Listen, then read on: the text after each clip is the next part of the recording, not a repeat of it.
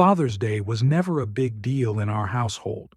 I never needed gifts or fanfare, just a warm thank you and maybe a meal together. But this year was different, and I could feel it from the moment Carl walked through the door with that self-satisfied smirk of his. "Happy Father's Day, Dad," he said, offering me a handshake instead of a hug. He slapped a small folded piece of paper into my palm. "Here's your gift. Don't spend it all in one place." It was a lottery ticket, a $3 scratch-off, cheap, thoughtless, but Carl's humor had always carried an edge. "Might be your lucky day," he added with a smirk. "And if you win something big, remember who gave it to you." I chuckled, though it was forced. "Thanks, son." "And now for the real gift," he said, dramatically turning toward the driveway. I followed him outside. Parked in the sun was a brand new BMW, shiny, luxurious, a deep charcoal gray that shimmered like polished stone.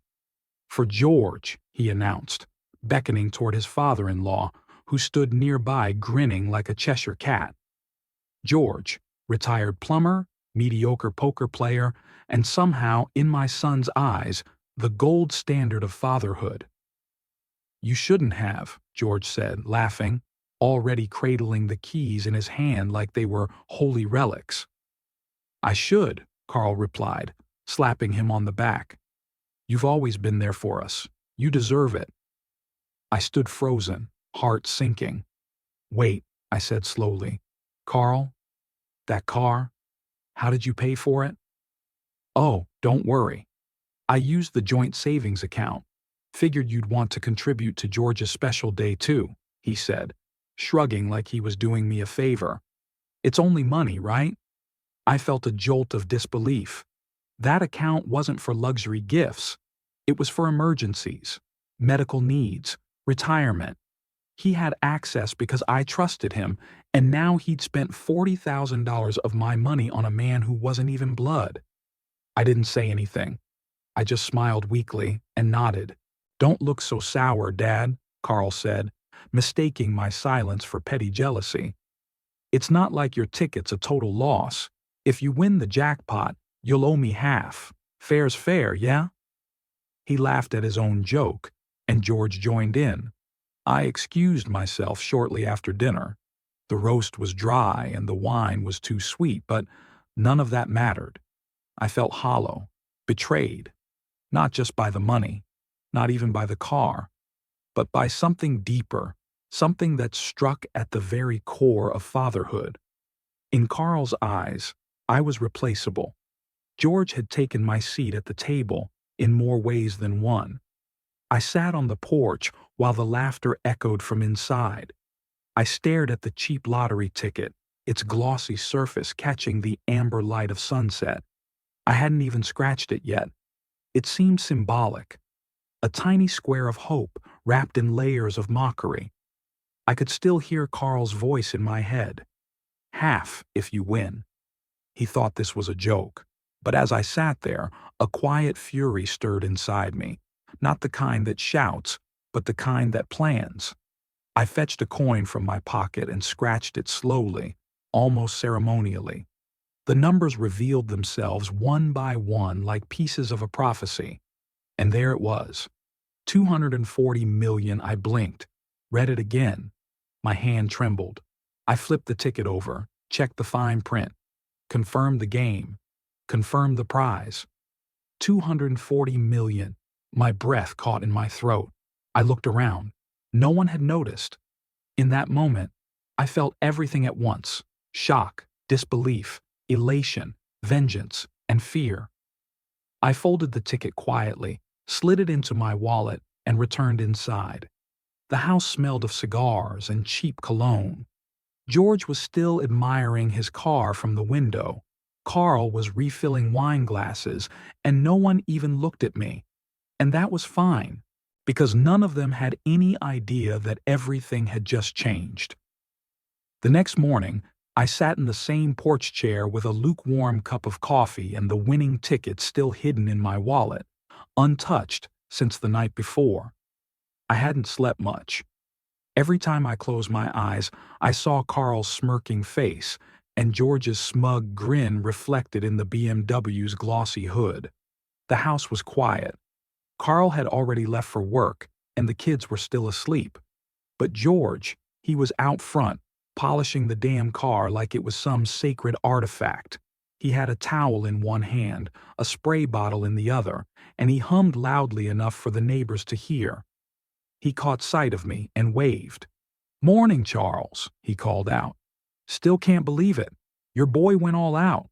This baby's got a 3.0-liter turbo engine, top-of-the-line trim, real leather seats." I forced a smile. "Nice." He walked over, towel slung across his shoulder like a mechanic from a TV commercial. "You know, Carl said he wanted to do something unforgettable for me this year. I told him it was too much, but you know how he is, always generous. Real family man." I sipped my coffee in silence. Then came the kicker.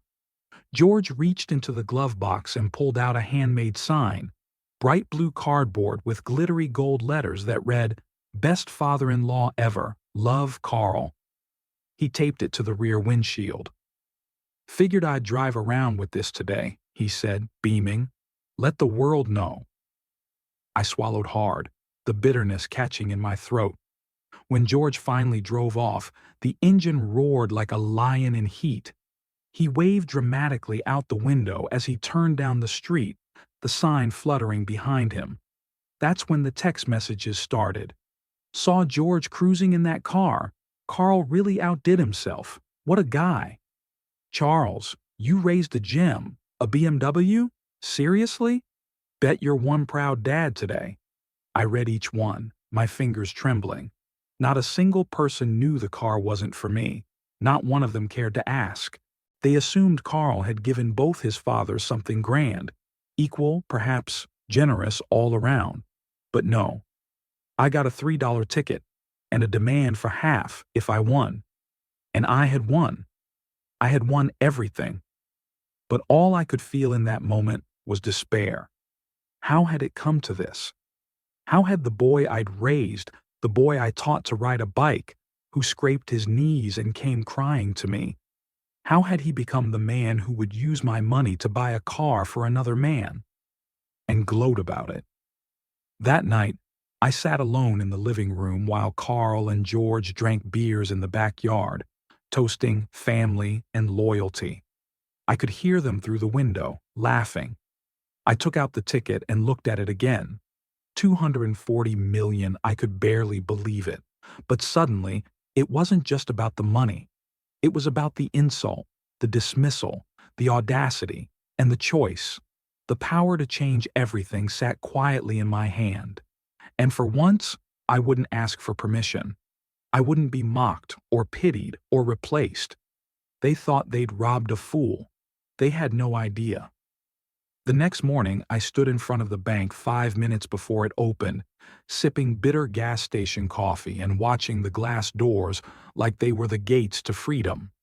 It had rained lightly during the night. The sidewalk was damp and shining in the early light, and I felt a quiet resolve settle over me. My hand rested on the wallet in my coat pocket, the one that held the lottery ticket that changed everything, and the future I was beginning to shape. When the doors opened, I stepped inside with a sense of purpose I hadn't felt in years. The teller, a young woman named Meredith, greeted me with a polite smile. She knew me. Everyone in town did. "Good morning, Mr. Charles. Early start today?" I nodded. "I need to make some changes to my account, some serious ones." She tilted her head. "All right, I'll get the branch manager for you." 10 minutes later, I was sitting across from a man in a blue suit, explaining calmly but firmly what I needed. "I want to revoke all third-party access to my joint savings account, effective immediately. My son's name is Carl Reynolds." The manager blinked. "May I ask if this is due to fraud or unauthorized transactions?" "Let's just say I've come into some money," I said, "and I'd like to make sure no one else comes into it too." He gave a slight nod, typed on his keyboard, and within a few keystrokes Carl Reynolds was removed from the account. The manager even offered to open a completely new account in my name only, one with more security options, including biometric login. I took it. He handed me the new card. "All set, Mr. Charles. You're the sole owner now. No one else can touch a cent." Perfect. I walked out of that bank with a new card, a new account, and an entirely new sense of control. Back home, the air felt different, clean, light, almost sacred.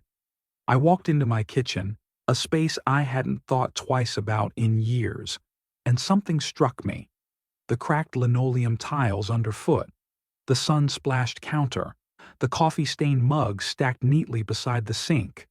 It was all old, worn, familiar, but for the first time it felt mine.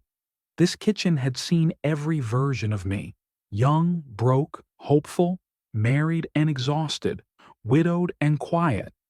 It had been the backdrop to hundreds of meals, most of them unremarkable but made with care. And now, it was my sanctuary.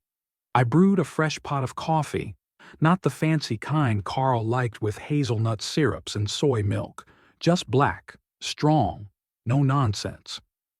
I sat at the table, the same table where I once taught Carl how to add fractions, where Marjorie used to leave notes for me with hearts in the margins, where life had unfolded in simple, beautiful ways. And I felt, for the first time in a long while, safe. It didn't last. Just after noon, the calm was shattered. The front door flung open with a crash that made the entire hallway tremble. Heavy footsteps pounded down the corridor. "Dad!" Carl's voice roared. "What the hell?" I took one last sip of my coffee before walking to meet him. He stood in the kitchen like a thundercloud, waving his phone. His face was red, twisted in rage. I tried to fill up the car, my car, and the card was declined. I called the bank, and they said my name's no longer on the account. "What did you do?" I leaned against the counter, arms folded. I protected myself. His eyes went wide. "You think you're some kind of victim now? You embarrassed me in public. I looked like a fool." I tilted my head. "You embarrassed yourself, Carl. All I did was reclaim what was mine. You could have just talked to me like a normal person." "Oh, like you talked to me on Father's Day? When you handed me a $3 lottery ticket and called it a gift? Then used my money to buy a $40,000 car for your wife's father and acted like I should applaud you for the privilege?" He opened his mouth to speak, but I didn't give him the chance. "You mocked me, Carl. In front of your in-laws. In front of my neighbors. You chose someone else to honor and left me sitting at that table like an afterthought." He looked down, jaw clenching, hands balling into fists. "I didn't mean it like that." "But that's how it was," I said evenly. "And I'm done playing the fool. You've had your hand in my pocket long enough. You'll find another way to pay for your lifestyle." His voice rose, sharper, shriller. "You're being cruel. I'm your son." "No," I said. "This isn't cruelty. This is self-defense." The words cut through the air like a blade. Carl stared at me like he didn't recognize the man in front of him. Maybe he didn't. Maybe for the first time in years he saw who I was. Not the soft-spoken pushover who handed out cash and kept quiet, but a man who remembered how to stand tall. A man with nothing left to lose but his pride, and $240 million to his name. "You're making a mistake," Carl said, his voice quieter now, more bitter. "No, Carl," I replied, stepping past him and back toward the light of my kitchen. "I finally stopped making them." 2 days after I locked Carl out of the account, I picked up the envelope from the bank. Inside were the full statements from the last 2 years, page after page of neat transactions printed on thin white paper that rustled like dry leaves in my hands. I brought it home and sat down at the kitchen table with a pen, a notepad, and an aging magnifying glass I hadn't used since my days sorting stamps. It didn't take long to find what I was looking for. May 14th, vehicle purchase, $40,293.22, Luxury Motors of Dover, paid in full, no loan, no financing, no discussion, just gone. Other transactions followed. Restaurant tabs in the hundreds, boutique hotel charges, designer clothing outlets, gym memberships in both his name and Becca's, plus spa visits. Not a single call to me. Not a single question. That money was never meant for them. It was my backup plan for medical bills, home repairs, or, God forbid, long-term care if I ever needed it. It was the product of decades of labor.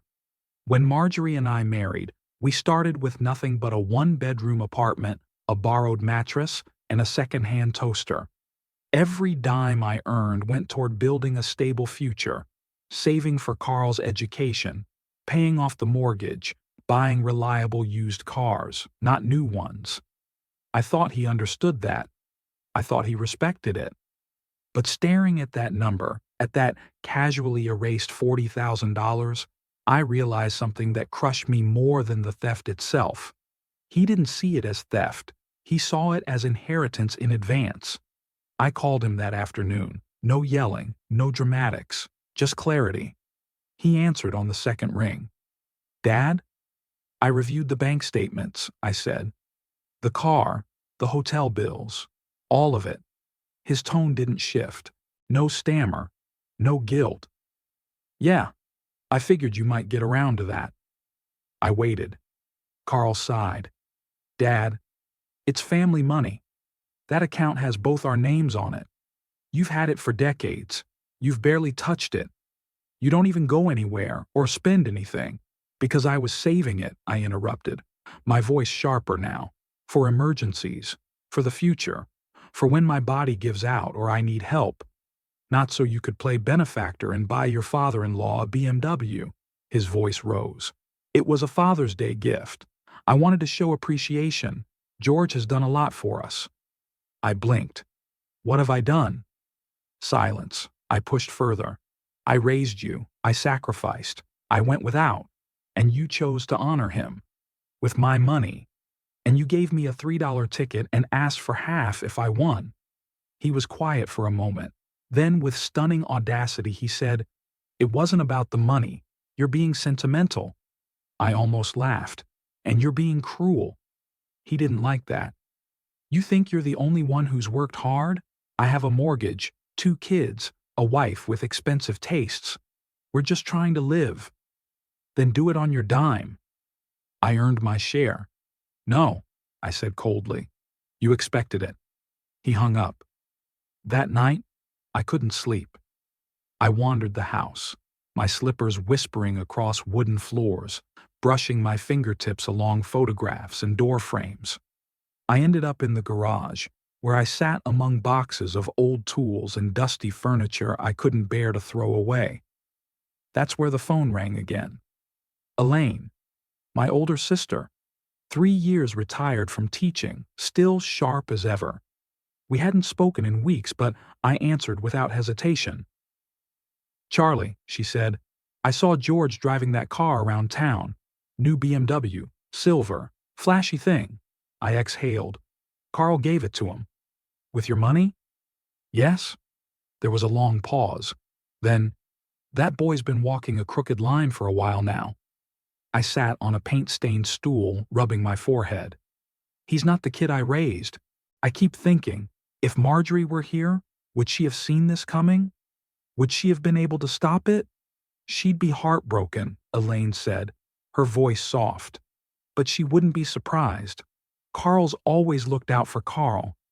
I thought I was helping, letting him into the account, giving him a leg up." "You weren't helping," she said firmly. "You were protecting him from consequences, all his life. You paid for his college, bailed him out when he defaulted on his first business loan, let him move back in when Becca left him the first time. And he learned one thing, that you'll always pick up the pieces." I stayed quiet. "I'm not saying this to hurt you," she continued. "I'm saying it so you'll stop waiting for the boy you raised to walk back through that door. That boy's gone. And the man who replaced him, he only comes around when there's something to take. That landed harder than I expected. But she wasn't wrong. So what do? I asked quietly. You stop playing defense, she said. And you start taking your life back, starting now. Later that night, I stood in my kitchen again, sipping tea. The room was silent. But inside me, something stirred. It wasn't rage. It wasn't heartbreak. It was resolve. The boy I raised was gone. And in his place stood a man who believed loyalty could be bought and betrayal could be justified. Fine. Then it was time for me to become someone else too. Not a passive father, not a victim. Something Carl would never see coming. It started quietly. A single photo posted on Carl's Facebook page, an old image of the two of us from better days. High school graduation. I still remember that day vividly. I had taken time off work, wore my best blazer, polished my shoes until they shone like mirrors. He'd grinned beside me, holding his diploma, unaware of the sacrifices that paid for it. But the caption beneath the photo now twisted that moment into something else entirely. My father, my own father, betrayed me. I gave him everything I had, a lottery ticket I bought with my last few bucks. It hit $240 million. He claimed it, locked me out, refuses to help. I didn't want to make this public, but I can't stay silent anymore. I'm heartbroken. He abandoned me. By noon, it had been shared 100 times. By evening, it was viral, at least in the digital bubble we shared. Old neighbors, friends from college, even some extended family members who hadn't called in years. The comments made my stomach twist. Can't believe your own dad did that.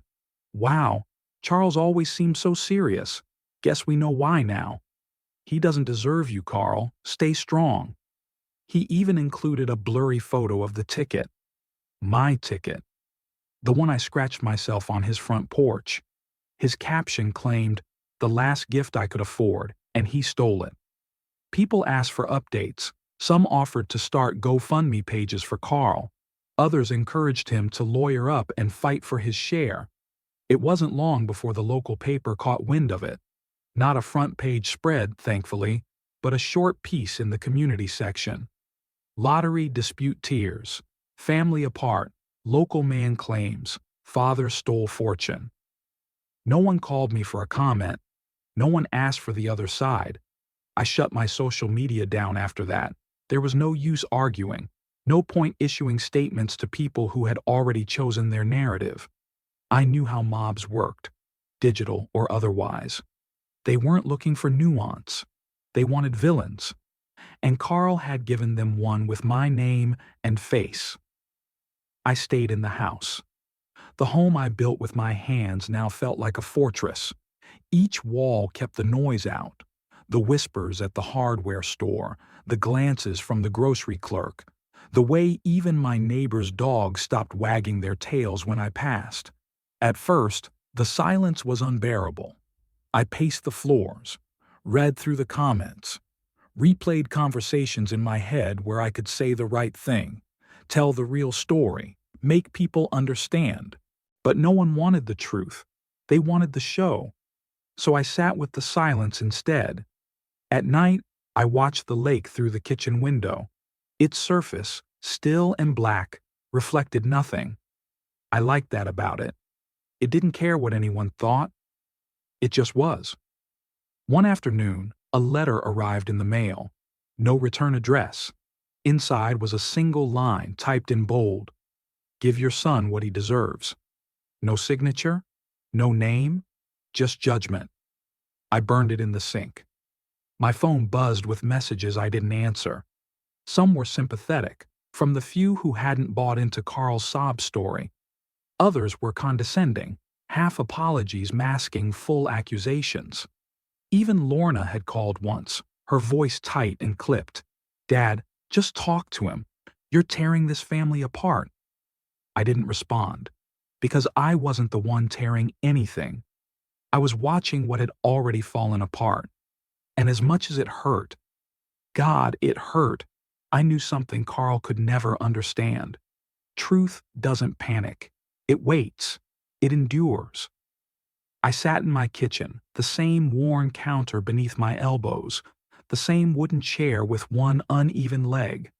The sun filtered through the blinds in lines of gold, softening the dust in the air. Everything around me was quiet, honest. And that was when it struck me. I had nothing left to lose. Not in the way Carl thought.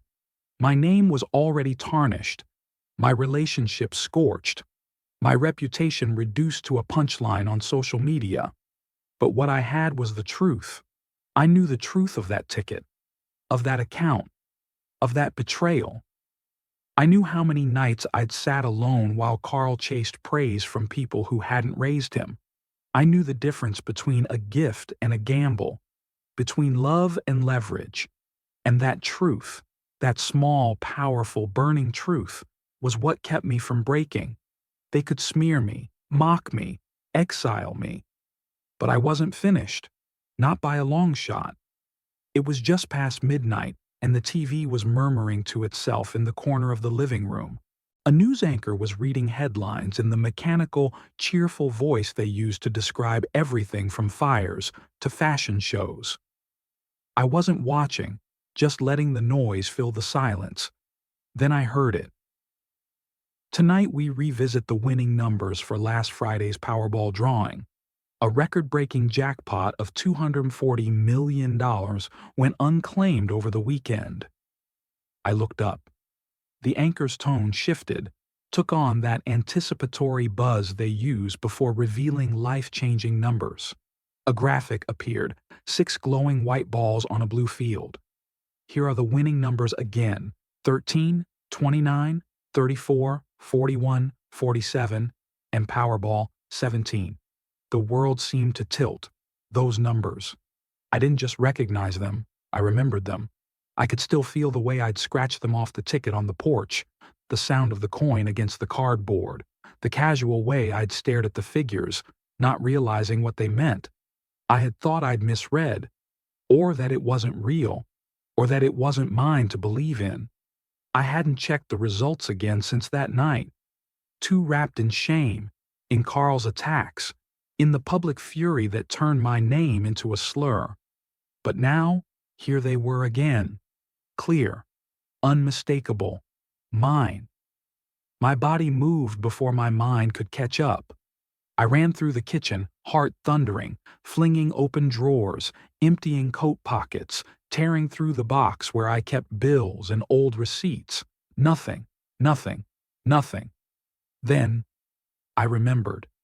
2 nights ago, in a moment of doubt and despair, I'd nearly thrown it away. Not in a clean, purposeful act. No, it was messier than that. I had crumpled it in a rage, cursing my own weakness, then tossed it out with a bag of kitchen trash. I hadn't checked to see where it landed. I hadn't wanted to. I crashed out the back door barefoot, the cold concrete numbing my feet as I sprinted to the garbage bins. One was already at the curb, the other still near the fence. The lid stuck for a second, then popped open with a groan. The smell hit first: banana peels, rotting meat wrappers, old coffee grounds. My stomach turned, but I didn't care. I started digging. Old newspapers, food containers, junk mail. Then I saw it. A crumpled mass of white and red, soaked in something sticky. Ink-streaked, bent, the edges soft and sagging. I pulled it out with trembling fingers, unfolded it gently. The numbers were still visible, ghosted under a film of grime. 13, 29, 34, 41, 47, Powerball, 17. My breath caught. It felt like someone had pressed pause on the world. I stared at it in the yellow spill of the porch light, trying to convince myself it wasn't a cruel mistake, that this was real. 240 million.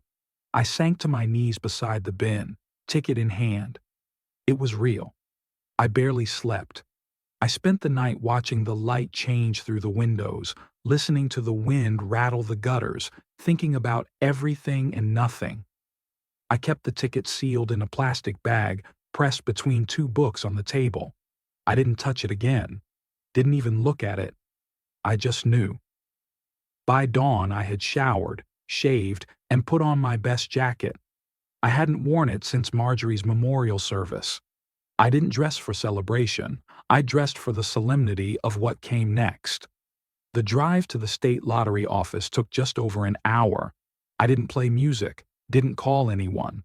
I just drove, the ticket nestled in a box on the passenger seat, cushioned like a sleeping infant. When I arrived, the building was surprisingly plain: low brick walls, tinted windows, an unassuming entrance. But inside it was quiet, tense, like a courtroom waiting for a verdict. I stepped up to the counter and told the clerk I believed I had the winning ticket. He asked for ID, made a phone call. 10 minutes later, I was ushered into a back room with soft beige walls, a long conference table, and a man in a navy suit who looked like he'd seen 100 lives change before lunch. He took the ticket gently, examined it under a UV lamp, scanned the barcode. I watched his expression as he double-checked the database. He looked up. "Mr. Reynolds," he said, "this ticket is valid. You're the winner of the $240 million Powerball jackpot." I didn't speak. I just nodded. "Would you like to go public?" he asked. "No," I said. "Not yet. We can issue the payout under a trust. You'll need to meet with legal and financial advisors. You'll have time to decide lump sum or annuity." I nodded again, barely hearing him. My hands were still. My heart, strangely, was not racing. There was no elation, no joy, just a deep, quiet understanding. My life had just split in two, before this moment and after it. But would I change? That was the real question. Money can buy comfort, sure. Silence, distance, even revenge. But it can't unbetray you. It can't fix a son who thinks love is transactional. It can't rebuild what Carl destroyed in a matter of weeks. And it certainly can't return the years I'd spent shaping a man who turned around and sold me for a spotlight. So I left that office with the official documents in hand, walked to my car, and sat in the driver's seat for a full 10 minutes. Then I drove home. No celebration, no champagne, just resolve. Carl had declared war. He'd told his version. Now it was my turn.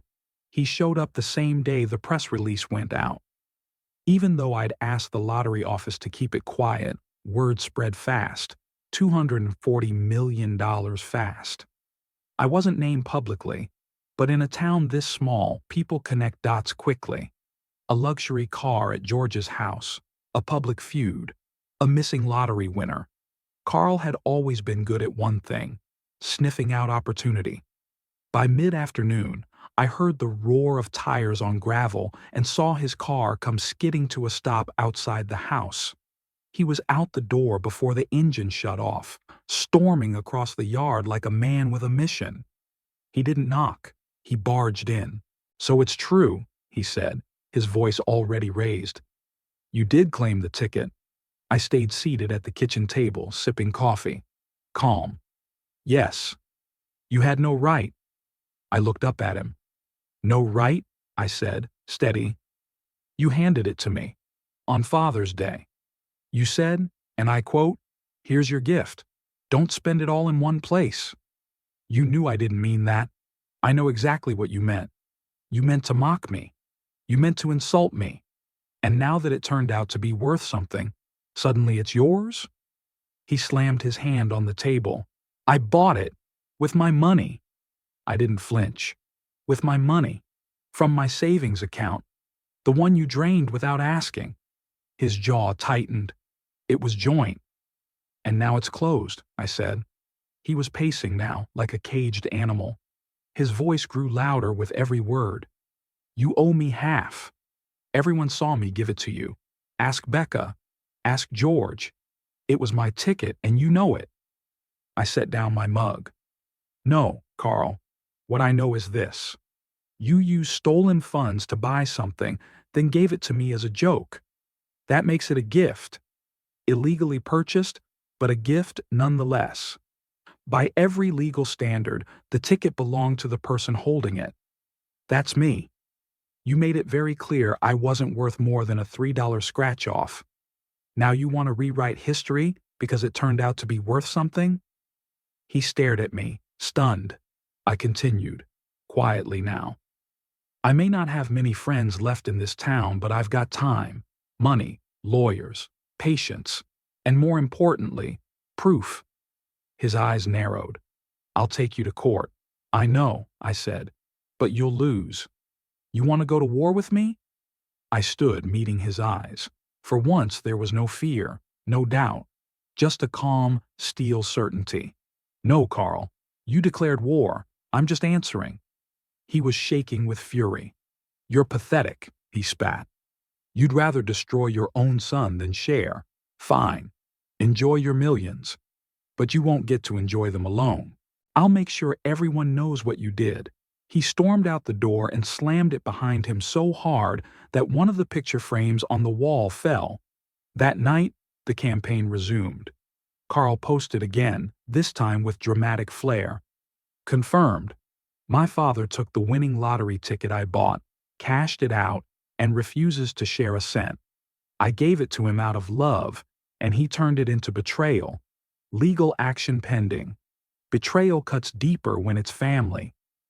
His followers doubled overnight. Acquaintances I hadn't heard from in years left comments like, "So sorry, Carl. Hope you get justice." If he doesn't split it, he's no father at all. Time to expose the greed, man. You got this. The accusations were louder now, more targeted. Some people started tagging me directly. One even wrote, "You're a thief with a God complex." But I didn't reply. I didn't post. I didn't defend. Because I had something far more dangerous than a public image. I had evidence. Every withdrawal, every purchase from that joint account, every message, every voicemail, the receipt for the BMW, the timing of the transaction matched against the timestamp of the ticket purchase. I knew it would come to court. And in court, drama doesn't win. Paper does. As I watched Carl wage war on social media, I felt a strange calm settle over me. He thought the story was his. He had no idea. This wasn't the end. This was just the start of the public battle, and I had only just begun to fight. It began like a storm does, not all at once, but in waves. First came the videos, Carl and Becca, seated on a neatly arranged couch, soft lighting behind them, their children's toys accidentally visible in the background. Becca's mascara was slightly smudged, Carl's hoodie carefully wrinkled to look lived in. They had produced something that looked more like a short documentary than a personal plea. "We didn't want to do this," Becca said to the camera, her voice thick with emotion. "But we can't stay silent anymore. This is about justice. This is about family." Carl followed, speaking like a man cornered by betrayal. "My dad always taught me to work hard, to be honest. And when I gave him that ticket, I didn't do it for anything in return. But we're drowning. We have 2 kids, a mortgage, and he's sitting on $240 million while pretending we don't exist." Becca added, "He's a millionaire now. But what kind of man turns his back on his only son?" They called me greedy, ungrateful, and, most cutting of all, morally bankrupt. The video ended with a black screen and a link. "Help us fight back. Legal fund for Carl and Becca. Donate now." It worked. Within 48 hours, they raised $62,000. The story spread like wildfire, not just through local news, but beyond. An influencer picked it up and shared it with a hashtag, #StolenTicketDad. Suddenly, I was a meme. A symbol of everything wrong with boomer selfishness, as one angry post read. I was accosted outside the library. Someone left a dead bouquet on my porch with a note that read, "Rot alone." Even the bakery I had gone to every Sunday for 20 years ran out of everything the moment I stepped through the door. It was the loneliest week of my life. I turned off the TV. I unplugged the router. I started leaving my phone in a drawer. But silence didn't bring peace. It brought weight. Each day I felt it pressing harder. The judgment, the betrayal, the loneliness of having the truth and no one who wanted to hear it. Except me. I clung to that truth like a raft in open water. That lottery ticket was handed to me. Mockingly, yes, cruelly, but given, nonetheless. He hadn't asked for half when he passed it across the table. He hadn't looked me in the eye. He had laughed, a scratch-off as a punchline, and now he wanted it to mean something sacred. It didn't, until it did. Then, from the most unlikely place imaginable, the first crack of light broke through. George, Becca's father, the man Carl had used as a pawn in this whole mess, the man he'd showered with the very car that he stole from me to buy. He posted on Facebook, not with fanfare, not with drama, just truth. I've remained silent because I don't enjoy public conflict, but the situation involving Charles Reynolds has crossed a line. I was there on Father's Day. I saw Carl hand Charles the ticket. It was not done with love. It was not sincere. It was a joke, one made in poor taste. Charles had no way of knowing it would win, and Carl made no mention of sharing winnings, ownership, or repayment. I was uncomfortable receiving a car I hadn't asked for, and once I realized it was paid for using Charles's account, I returned it. I will be providing a formal affidavit to the court. What's been done to Charles is unjust. Simple, clear, honest. But its impact was immediate and seismic. The town flipped. The same people who had called me names started issuing apologies, quietly, at first, then more openly. The bakery offered me a free loaf of rye. The library waived my late fees. I received cards in the mail, handwritten letters from neighbors who admitted they had judged too quickly. More importantly, George's affidavit went public. His post was picked up by a regional paper that ran the headline, "Key Witness Speaks in Lottery Feud, Gift Was Real, Witness Claims." A well-known legal columnist wrote, "This may be the turning point for Reynolds. George's testimony dismantles the central argument of the son's case." Carl tried to counter. He posted a video calling George confused, suggesting he'd been manipulated by a bitter old man with money to burn. Becca looked less composed now. Her voice trembled in a way that felt less convincing, more desperate. But the tide had already turned. The donations stopped. The comments soured. Wait, if George returned the car, that changes things. So Carl used his dad's money and lied about it? I feel like we all got played. Even their supporters began to drift away, quietly removing posts and tweets. That night, I received a call. It was George. He didn't say hello, just, "It had to be done." I nodded, even though he couldn't see me. "Thank you," I said. "I didn't expect it, but I needed it." There was a pause. Then he said, "I don't like what they've become, Charles. I blame myself for some of it. But the truth? It matters. Even now." Then he hung up. As I stood by the window that night, looking out over the dark lake, I realized I wasn't alone anymore. The truth, which had lived quietly inside me all this time, now had a voice of its own. The storm hadn't passed, but for the first time in months, the wind was at my back. The letter arrived on thick, cream-colored paper with the state seal embossed at the top. It was official, impersonal, but its message hit like a bell. The Lottery Commission of the state hereby invites Mr. Charles Reynolds to attend the public ceremony acknowledging his win of the $240 million Powerball jackpot. A date, a time, a place. There had been talk of keeping it private. Some lottery winners choose that route, disappearing quietly into wealth like a pebble sinking into still water. But I chose the opposite. Not because I wanted applause, not because I needed a spectacle, but because it was time to finish the lie that had tried to ruin me, right in front of the same crowd that had once turned its back. The morning of the ceremony was crisp, clear. August light spilled over the city in gold. I put on a charcoal suit I hadn't worn in years, the same one from Marjorie's memorial, and oddly, it fit better now. Not physically, spiritually. It no longer clung to the grief of that day. It felt like armor now. When I arrived at the commission headquarters downtown, a small media tent had been set up on the plaza out front. A podium, a backdrop with the lottery's logo, rows of neatly aligned chairs. There were reporters, more than I expected, local, regional, even a national camera crew setting up a live feed. Whispers floated as I passed. There he is. That's him, Charles Reynolds. He's the guy from that Family Feud, right? The director of the Lottery Commission greeted me with a handshake and a warm smile. Mr. Reynolds, we're honored to have you. Shall we? I nodded. And then we walked on stage. The speech was short, as these things go. A few words from the director about the integrity of the lottery process. A joke about lightning striking twice. Applause. Then came the moment.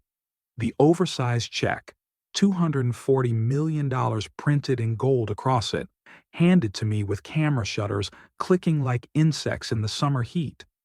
I didn't reach for the microphone immediately. I let the quiet settle. Then I stepped forward and spoke. I want to thank the commission, I said, for handling this with dignity and patience. I also want to say something for the record, because I know this story has become more than just a number on a check. I looked out over the audience. Some looked curious, others looked guarded. Many had likely believed Carl's version of things. I received this ticket on Father's Day. It was handed to me. Not with affection, not with ceremony, but as a mocking gesture. Still, it was mine. And when it won, I did what anyone would do with something suddenly valuable. I held on to it. I paused. And then came the noise. Accusations, videos, threats. People told lies in public that they never dared say to my face, but I stayed quiet. Not because I was afraid, but because I knew something more powerful than anger. Another pause. Truth. The kind that doesn't shout. That doesn't beg to be believed. The kind that just waits. The room held its breath. I didn't steal anything. I didn't cut anyone out.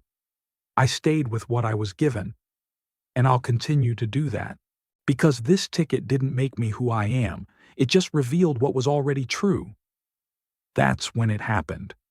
The side doors burst open. Carl.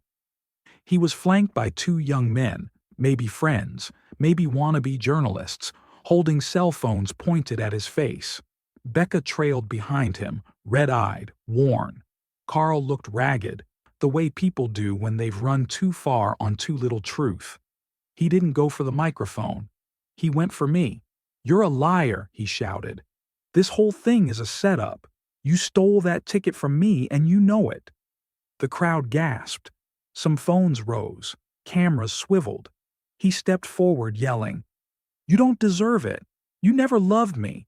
This is just your way of getting back at me. You're a fraud, Charles."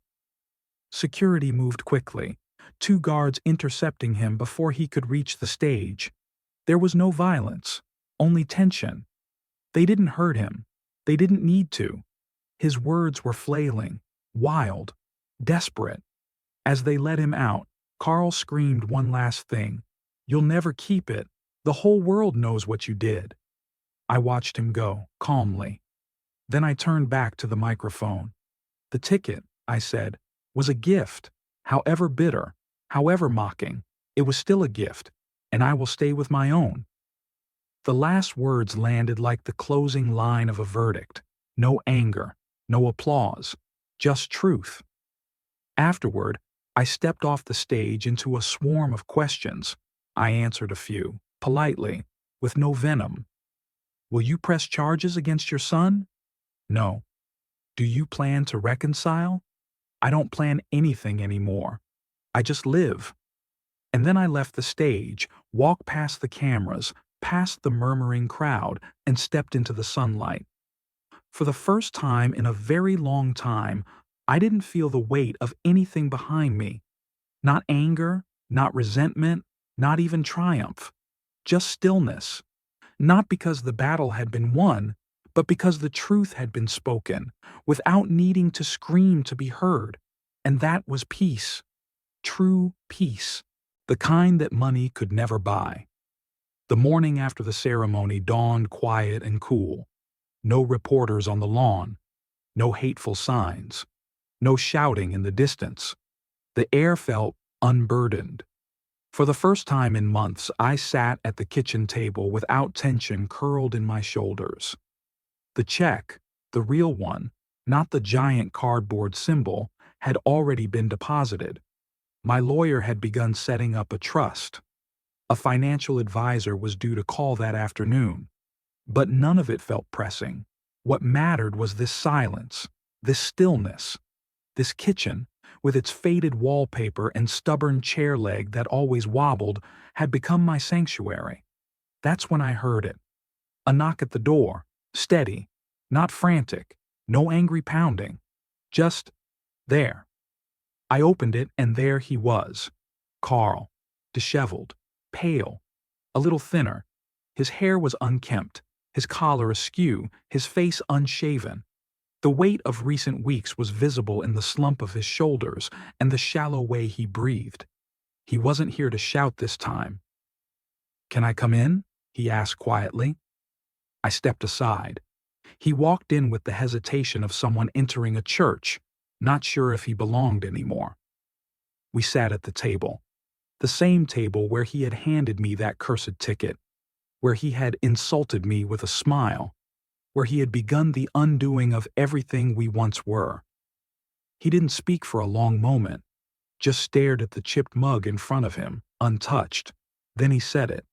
"I need to apologize." I said nothing, not because I didn't want to hear it, but because I didn't trust what would follow. Carl's apologies had always been bridges to requests. "I was wrong," he continued, "about the money, about how I handled it, all of it. The videos, the lawyers, the stuff I said online. I let my anger twist things." He rubbed his eyes. "I thought if I could just get people on my side, I'd win. I thought it'd make you cave. I was stupid." Still, I didn't speak. So he leaned in.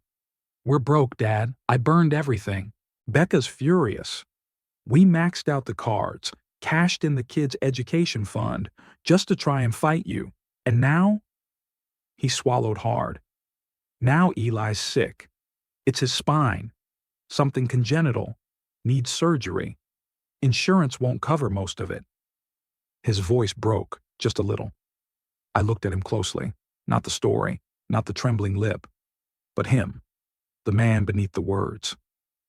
"I know I've screwed up," he said, almost whispering now. "I know I've hurt you, but I'm asking. Not for me. For them. Just $2 million. That's all. We could start over, pay the hospital, get out of debt, give the kids something normal again." There it was. The ask. 2 million.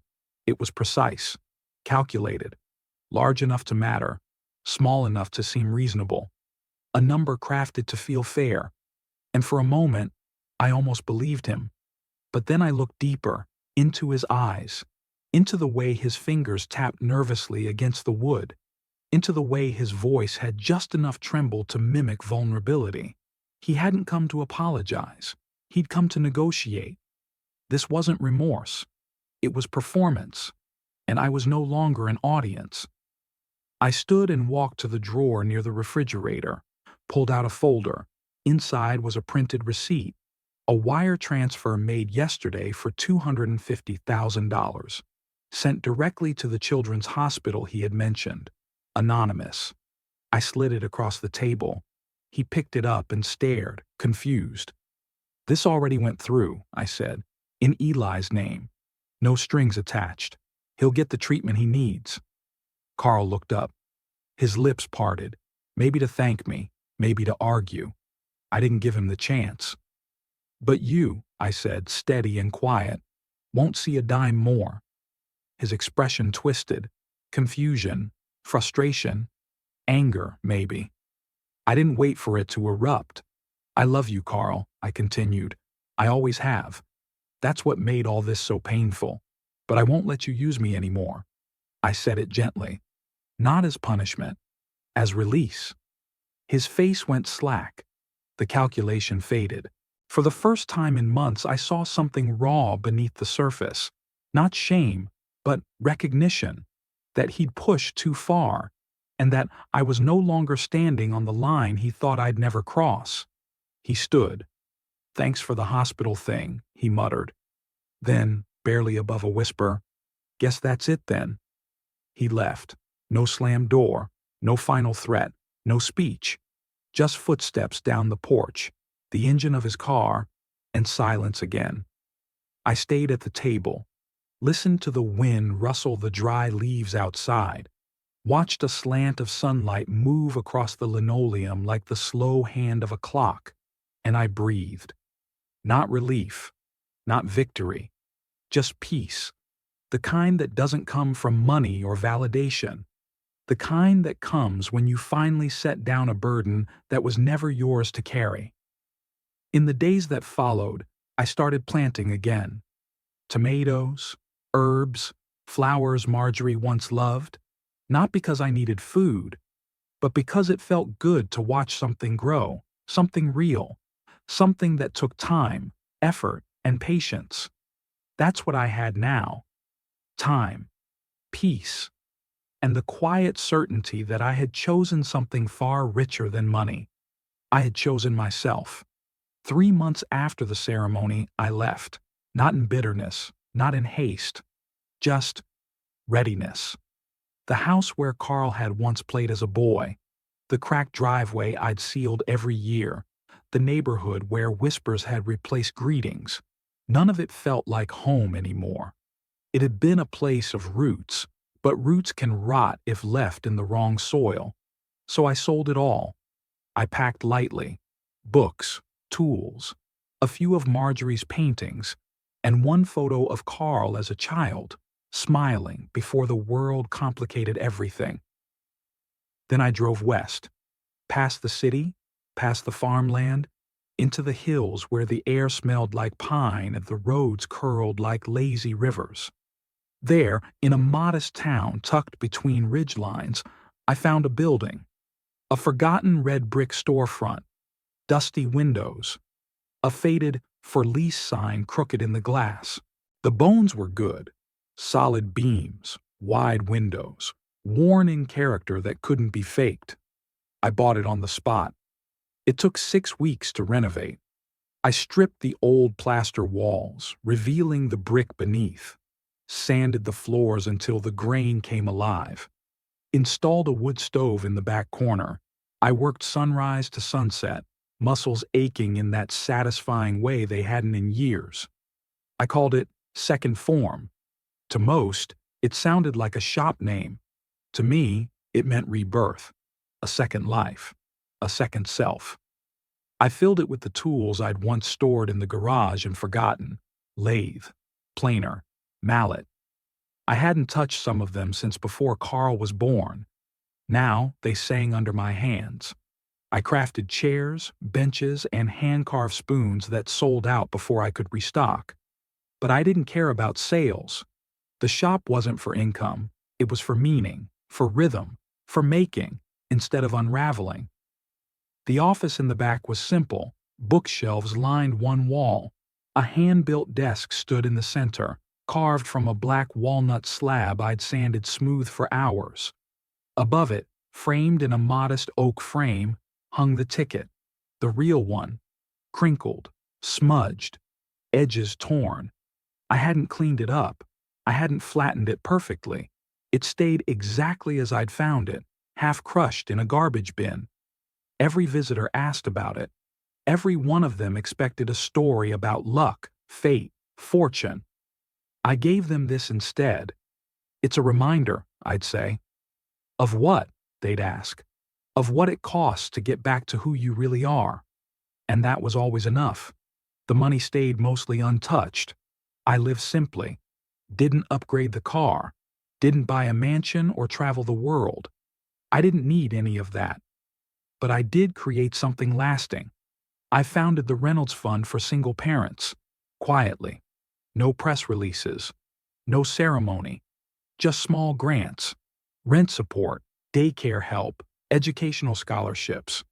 Meant for those raising children alone, meant for those like I'd once been, scraping by after Marjorie's death, unsure how to keep a family whole while hollowed out. The applications came in slowly at first, then more. Stories of fathers raising daughters, mothers putting themselves through nursing school, grandparents stepping in when no one else would. And I read every one, funded most, didn't ask for thanks. It was never about that. As for Carl, he vanished. After that final conversation, I never saw him again. Not a call, not a message, not even through the grapevine. It was as if he had receded into the past like smoke. Maybe he left the state. Maybe he rebuilt. Maybe he didn't. I don't know. And I don't need to. Forgiveness isn't always about reconciliation. Sometimes it's just choosing to stop carrying what was never yours to fix. I wake early now. The shop opens at 10. But I like being there at dawn, with the sun spilling in across the floorboards and the silence thick enough to breathe. I brew strong coffee. I put on music, sometimes jazz, sometimes silence, and I carve. I shape things with my hands. Useful things, beautiful things, honest things. Things that don't lie or scheme or betray. Wood is like that. It only becomes what you make of it. Sometimes people ask if I'd do it differently, if I'd give Carl a second chance now that time has passed. I smile every time. Because they misunderstand. This is the second chance. But not for him. For me.